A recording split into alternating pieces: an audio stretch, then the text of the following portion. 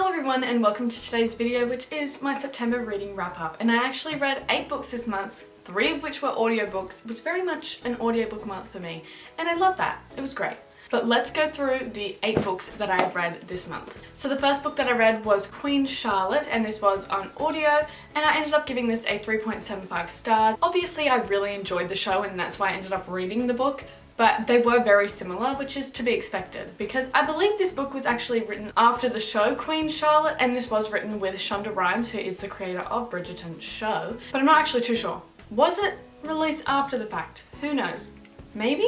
Let me look that up actually. Yes. Okay, so the show was released on the 4th of May, and then the book was released on the 9th, so it was after the fact. But I did enjoy seeing like inside each character's mind, because obviously in the show you get to see what's happening to the character, but you don't actually know what they're thinking, which is why I do like to read the books if I've even seen the adaptation beforehand, because then you get more detail, and if I liked it, I want more detail.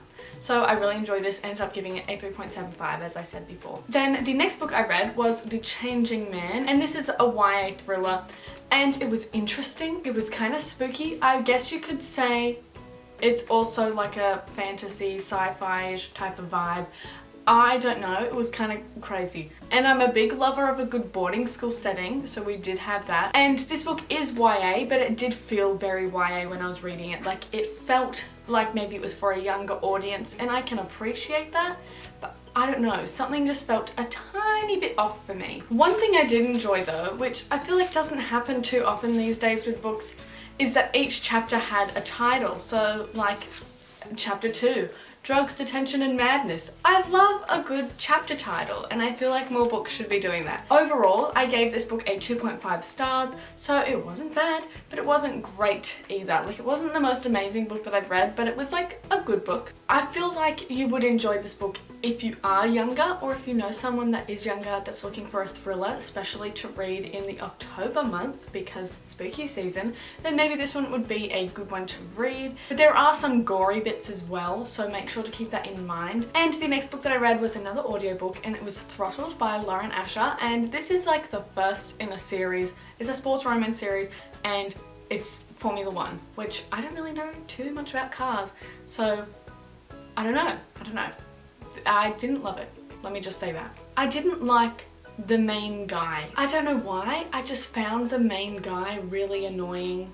Like, he just seemed like not a nice person. I don't know if that's just me thinking that, but this is a 4-book series. This is the first one. I don't think I'll continue this series. But also, the audiobook I didn't love either. The narrator for the female main character, I don't know, I couldn't mesh with her voice. She would make like unnecessary pauses in her sentences sometimes, and I'd be like, come on, speed it up. So I do tend to listen to my audiobooks in like double time speed anyway, because I do find they speak really slow. So even in the double time speed, you could still like feel these unnecessary pauses. I was just like, what are you doing? And obviously when it is her chapter, she reads for all the characters. So even when like some male characters are talking, she reads for them. And the way she would put on an accent for the German guy, it just made me want to laugh every time. It was just, I don't know, not great. I feel like she shouldn't have tried with the accent. I don't know. And again, I feel like I can't remember the ending. It didn't stick with me, and I remember when I was reading it, I was like, oh, that was like kind of boring at the end. The thing I did enjoy about this book was that Maya, our main character, she was a vlogger, which was so interesting to see. But I enjoyed that bit, so it wasn't like terrible, but I don't think I'd continue this series. And this was my first Lauren Asher book as well. I was going to like read this and see if I liked her writing, and then maybe try like the fine print, like that whole series. What is it called? Dreamland Billionaires? I don't know now. I don't know if I'm going to continue with any of her books in the future. Not that it was bad. It wasn't bad. It wasn't terrible. But I don't know if I just didn't like the Formula 1. No, it wasn't that really. Because it was interesting.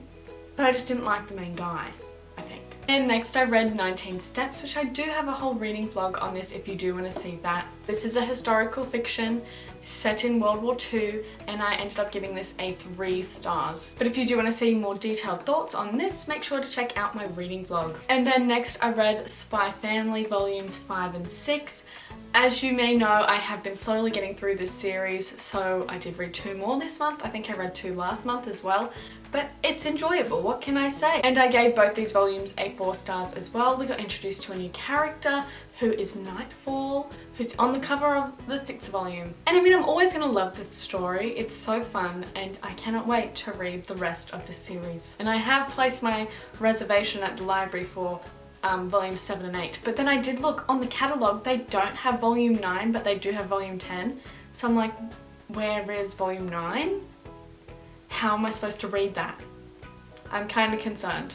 Anyway, I'll get to that problem when I get to it. But next I read Bright Young Women, and this is by Jessica Knoll. And this one is really confusing. This is about like a serial killer. We have our main character Pamela, who is like the leader of a sorority house.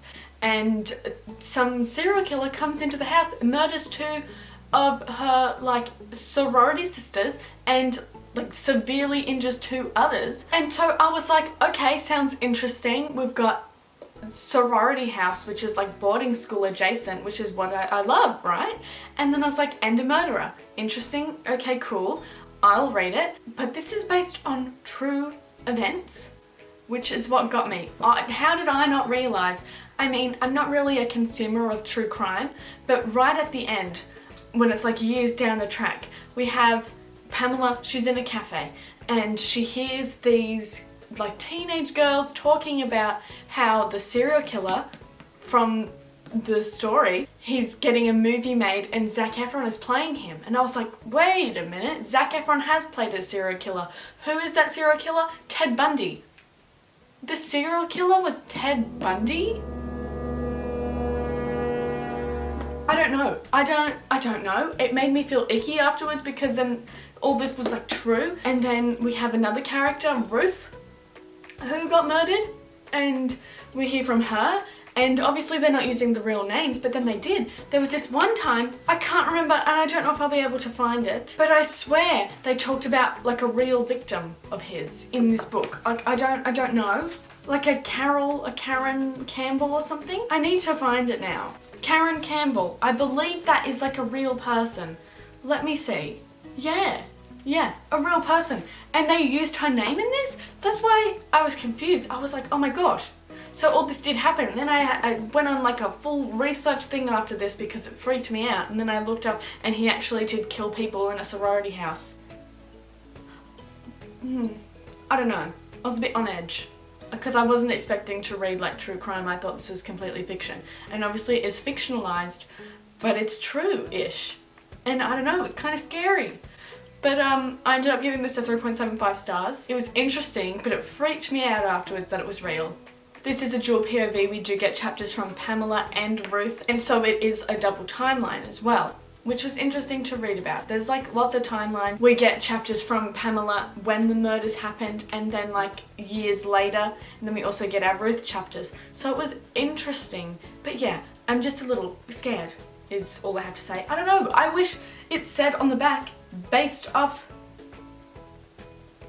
Oh, it does kind of say that, doesn't it? Bright Young Women is an extraordinary novel inspired by the real-life sorority targeted by America's first celebrity serial killer in his final murderous spree.